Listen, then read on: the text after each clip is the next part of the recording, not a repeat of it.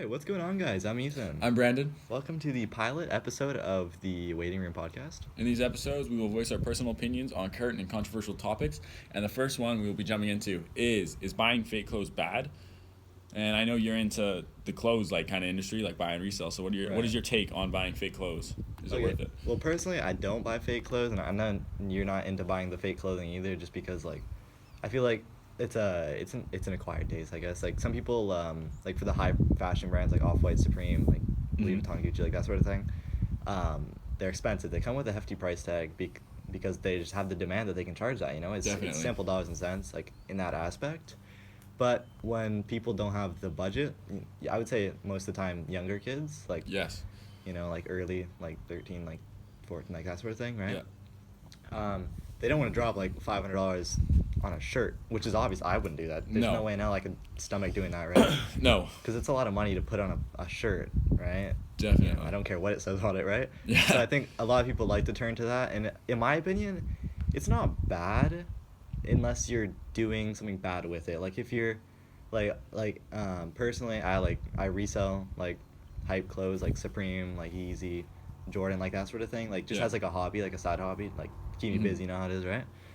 But I would never buy a fake shoe and then try to sell it for $600 and then say it's real. Like you can't like in my opinion, and like I'd say this is like most people's opinion, like that's wrong. Like that's straight up scamming. Like sure, you can sell it on, you could list it on like eBay as like fake Off-White Jordan $1,000, and as long as you're saying it's fake, like that's still it's fair, but it's like nobody's gonna buy it if you explicitly say it's fake. But another thing is that you might not have known about, you just let me know if you know this or not, but like when you buy it from like some like vendors and stuff like that, like in markets and stuff like that, you never know what the money's going to, like they could go to, I heard it, I don't know this for sure, I've never been to them personally, but I've heard that the money from those sales can go to bad things, like terrorism acts, but like again, like I don't know that, and I don't want to get into like political topics or anything like that, but I think as long as you're kind of smart with your money, like if you get like a good quality item that you think looks good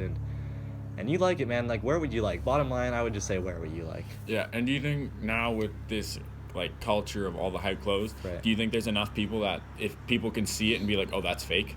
Oh yeah, for sure. Definitely. Like some items, like I've definitely like seen some people wearing some items that I'm like, okay, those aren't real, but personally, I'm not gonna call someone out for that. Like it's not polite to do that. They probably know it's fake. Sometimes they don't. If in that case, like if I know if I spent $600 on a pair of like Yeezys or something and they were fake and someone told me, and I would be mad. At that point, it's probably just best to keep it to yourself. Yeah. Like still like it's fine to be like, okay, well those are fake, but don't like call them out for it. Like that's just not right.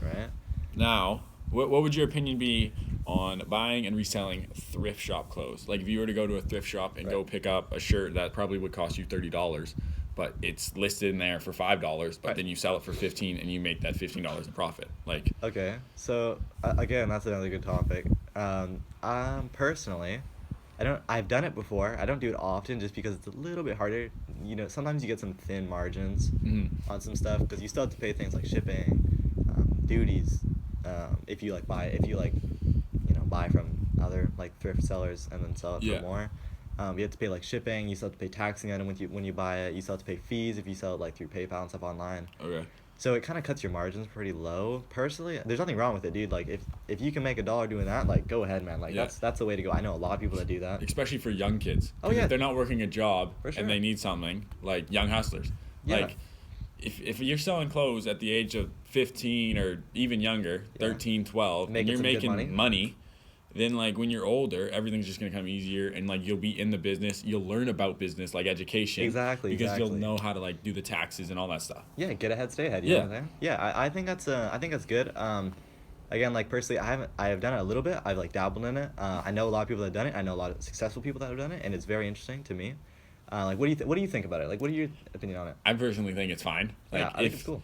If you can take something and turn it almost into a business, like out of buying something and then starting your own business out of it, I think that's cool. Yeah, I think that takes a talent. So I think that's always good. And like you said, I think it comes with a lot of lessons, which definitely. I think that was a smart kind of vision on that.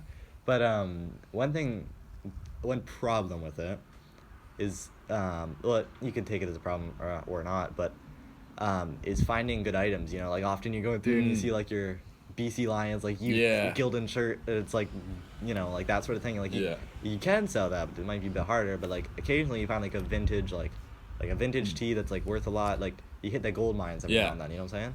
So like if you're consistent, like I know some people.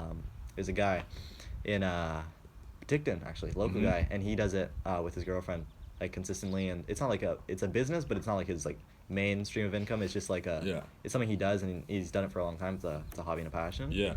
And I know he's successful. He does it consistently, so he often gets good items. So I think as long as you kind of like personally, you know, with the whole reselling thing, I've almost been doing it for a year with that experience. Like if you stay persistent and like if you really want it, like you can do it, like for sure. You just got to keep it going, like, you know.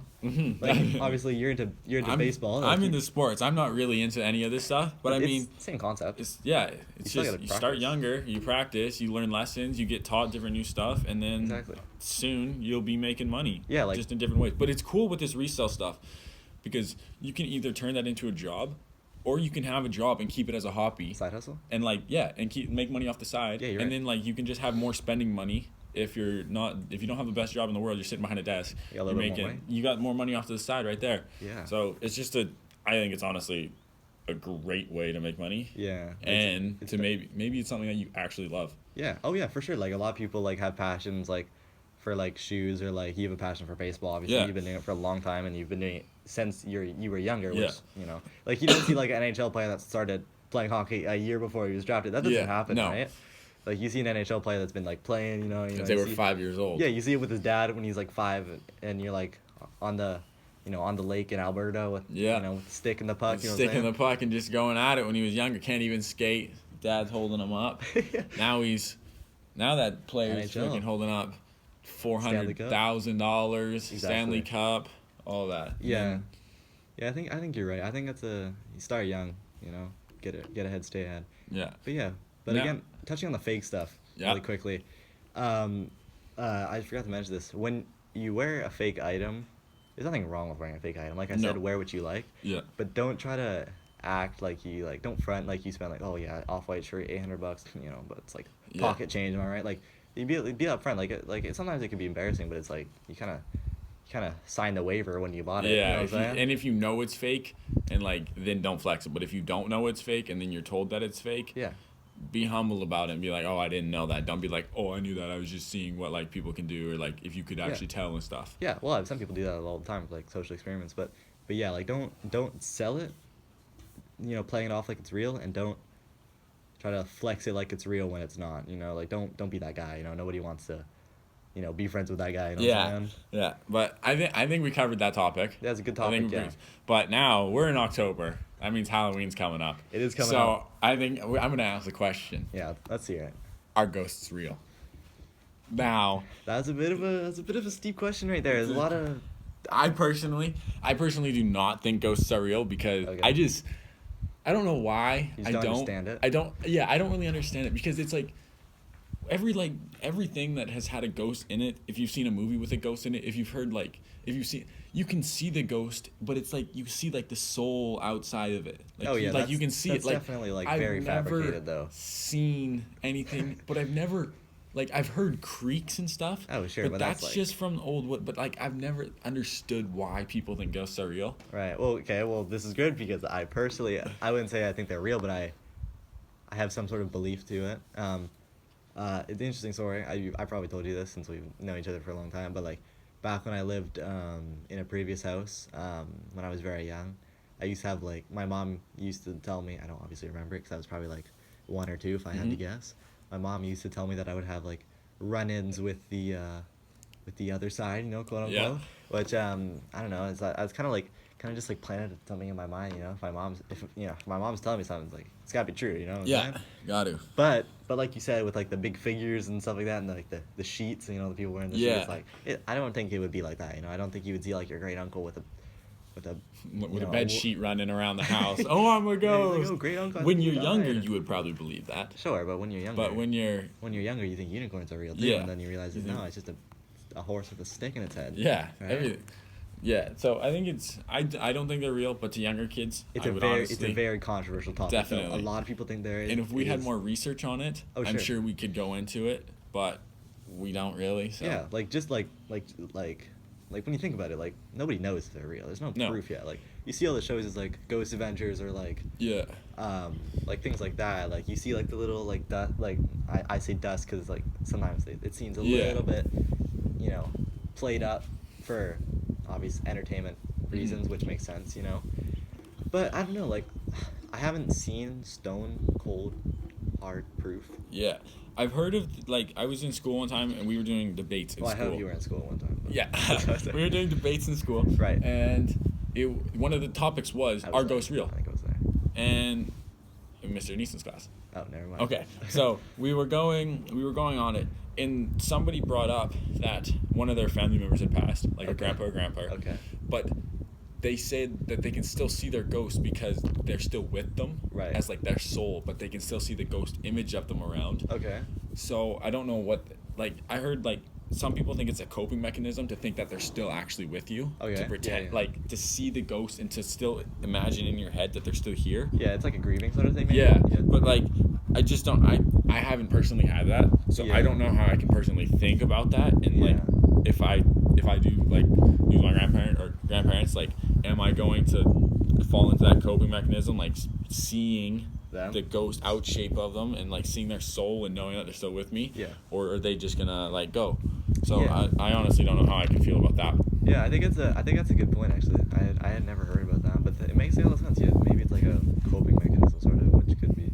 Mm-hmm. It could mean to something because like it's kind of weird. Like when you think about it, not weird. It's also sad too. It's definitely tragedy when family members pass that you're close to, but it's kind of like it's kind of like walking. Like this might not be the best analogy, but it's kind of like walking to your house every day and you pass all the same stuff, and then you walk home one day and none of that's there. Yeah. It's kind of like, oh, that's ghosted. Where'd that go? Well, it's not like ghosted. Yeah. It's just like it's gone. It's like something that was so consistently with you, and then it's just gone, and you don't really know what happened to it, sort of thing. So I can see that as a coping mechanism. Yeah. Okay, but something I wanted to talk to you. Okay, let's hear it. It's kind of an older topic now, but both of us, we used to be gamers back in the day. Definitely. We kind of branched off, but everyone does. We grew up. We grew up playing games. Skate 3 was a classic. Skate 3 was the game. Still is. Definitely. And one thing that I wanted to talk about, which kind of had to do with like the money thing that we were kind of talking about with the young hustlers thing, was like when Ninja signed, obviously Ninja being the popular Twitch streamer, ex-Twitch streamer, like Fortnite streamer and stuff like that, who signed exclusively with Mixer, and it hasn't been like disclosed. I don't think. I haven't done the most research on it, but like I don't think it's been disclosed. I think it was rumored that he got paid $50 to $100 million. $100 million seems like a stretch because I don't see much of a return on Mixer's behalf. And for a gaming platform, like a streaming platform and stuff, a smaller one too compared to other ones like Twitch and even YouTube. So $100 million seems like a stretch. But like I think $50 million. I think that was what it was. But like so, the way I think about it is you may have a different opinion on it. Mm-hmm. So he was called a sellout by many people, which makes, I mean, I can see why people will call him that, but because he's only in it for the money. Right, but think about it like this, like it's a job, right? You're only in it for, well, you can enjoy a job. You can enjoy your job. And I'm sure he does enjoy his job. For sure. Every single day he gets to play video games. Lots of people like playing video games. Yeah, personally it's not my thing, but for him he enjoys it. Definitely. And if you can make money off something that you love, that's not bad. Yeah, like why wouldn't you do that, right? So if you can make $50 million, that's more money than so many people working a normal job make in their lifetime. In their lifetime. That's way more than like 10 people together would make. Like it's that I don't personally think he's a sellout for that. So you would take the money? I would take the money. So would I. Personally, I agree with you a lot. Yeah. That's a lot of money.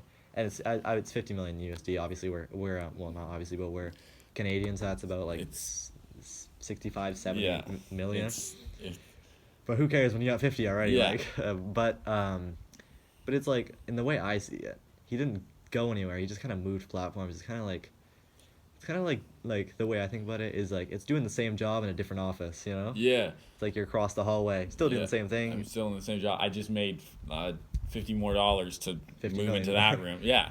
But in his case, $50 million. But in like somebody working behind a desk in this office, moving into another office, I've got $15 more there. I'm not doing too well here. I need the money for food and stuff. Like family's going down, so I move over. I make that extra money. People aren't going to be mad at me that I made that change. Because I'm trying to help my family and myself. Yeah, it's a regular, like, it's a sane decision. Anyone would do that, in my eyes. But I think a lot of people, one funny thing that I see is that a lot of people who are calling him a sellout, if they offer the same deal, there's no doubt in my mind that they would take that, like without pride. They would just be like, you know what, screw it. I don't care that you took the money, because I got the money too. We're sharing the same yacht and everything. Like, you know? You would be stupid not to take the money. For sure. Unless you had talked to Twitch and Twitch was going to give you more money. They just didn't have it at the time. Exactly. It was Twitch going to offer Ninja a certain amount of money to stay on Twitch, because they didn't know he was going to leave. No, they didn't know Mixer was going to come to him, offer him $50 million. X dollars, but probably 50, to go to another platform and start out Mixers. Like the rise of Ninja on the Mixer or something like that. And on Mixer standpoint, it's an interesting business idea because $50 million is a big risk. Definitely. Mixer obviously is owned by Microsoft, so Microsoft obviously a big company owned by Bill Gates. But it's a smaller streaming platform compared to like Twitch and YouTube, right? Yep. But it's not unknown. It's just smaller. But taking, people call him Twitch's golden boy. Yeah. Taking Twitch's money, their money maker, their golden boy, and putting it on their own platform is an interesting thing. Like, I could see the economic decision behind it, and see how, like, okay, well, this guy's pulling in views, we got to get him on our platform here. So it's a risky investment. I don't know if they're gonna make it back in a year, 2 years, 5 years. I think it's a 6-year contract. Yeah. So he has to stream on there for 6 years, which is a long time. That is a long time. But if Ninja is like streaming there, do you think that might attract more Twitch streamers, like not as popular ones, like viewers? But like, say like you don't have like too big of a popular one. Oh, Ninja made that move. What if I make that move? Oh, okay. Well, if I make the move, not being the most popular, but I'm not starting fresh, maybe I can get there and I can get bigger faster because it's more of it's not as known. It's a smaller, secluded one. So if I go being there as like a smaller person on Twitch, but that I might be the second biggest person on Mixer. Right. So do you think it'll like attract more people to go to Mixer, and then Twitch and Mixer will equal out, or will Mixer like move ahead in that way? For one, that was a good view on that. Actually, that's a good idea. I think that they probably had that in mind when they did that. Like $50 million, you don't just want the one person. You kind of want what comes with them, the viewers, the donations, which I'm sure they take a cut of the donations, obviously. The ads that they might take a cut from, like just that sort of like thing that come with Ninja, and then kind of like the whole popularity that he has. He's one of the biggest entertainers.